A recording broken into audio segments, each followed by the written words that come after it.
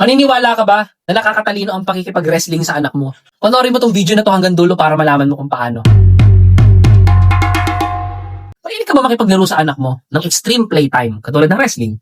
Yung tipong binabato-bato mo ng anak mo sa hangin o kaya nagre-wrestling na kayo o ibang laro na magulo na nagpapataas ng dugo, emosyon ng asawa mo? Parang ako guys, pag ganyang laro namin ng toddler kong Junaki, sisigaw na lang si Mrs. na itigil na namin. Baka mapilayan yung anak ko. Pero napapansin ko guys, after 10 minutes ng laro namin, yung anak kong babae, bukod sa sobrang saya niya, biglang kalmado na siya.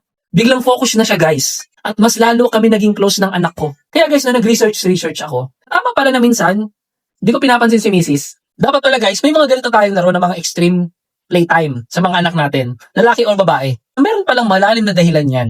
Yung magulong laro na yan, hindi lang yan paglalaro. Yan yung tinatawag na brain workout. Base sa research ko guys, sa neuroscience, pumunta na tayo sa science, no? Nagre-release daw yung utak natin ng protein na tinatawag na BDNF. Parang miracle grow sa utak yung excitement at physical na laro na yun. Nagpapatubo daw yan ng neuron sa areas na kailangan para sa memory at sa logic. Yung mga malulupit daw ng mga laro na yan, rough playtime na sinasabi, nagpapatalino daw yan sa bata at nagpapalakas ng memorya niya. Kaya napapansin ko guys, pag nakikipag-rumble ako sa anak ko, natututo siya ng self-control. Meaning guys, pag nakita niyang sumasakit na o nasasaktan na siya or ako, mag-i-stop siya. So, ang point lang natin guys, yung rumble, yan yung training ground ng anak natin para maging kalmado siya at mas matalino siya sa buhay kalaunan.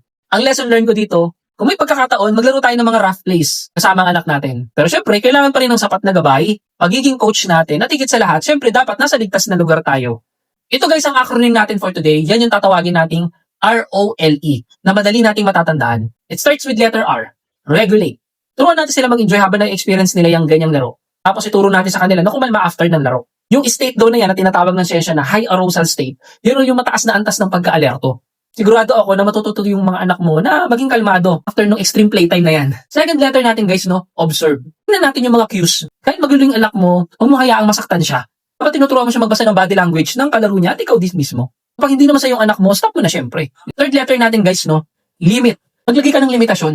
Kailangan mong ituro sa anak mo ano yung too rough na laro at ano yung masaya or playful na laro lang. O hayaang malito yung anak mo dun sa aggressive na laro, dun sa sobrang playful lang na laro. Ang goal dapat, magsimula kayo at matapos kayo ng laro ng anak mo na nagtatawanan, hindi nag-iiyakan. Last letter natin guys, no? Letter E or exertion. Hayaan natin sila magpakawala ng lakas nila.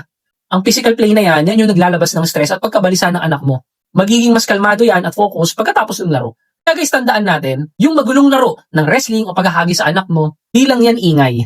Yan yung magtuturo sa anak mo at magpapatalino sa anak mo. Basta siguraduhin mo lang na nasa ligtas na lugar kayo na gagawin yan. Baka mabukulan yung anak mo. Ingat kayo. Ikaw, mami at daddy, anong pinaka-extreme o magulong laro na nagawa mo ng baby girl mo o baby boy mo? At ano ang napansin mong epekto sa ugali niya pagkatapos? Share mo naman yung tips mo para makatulong ka rin sa iba.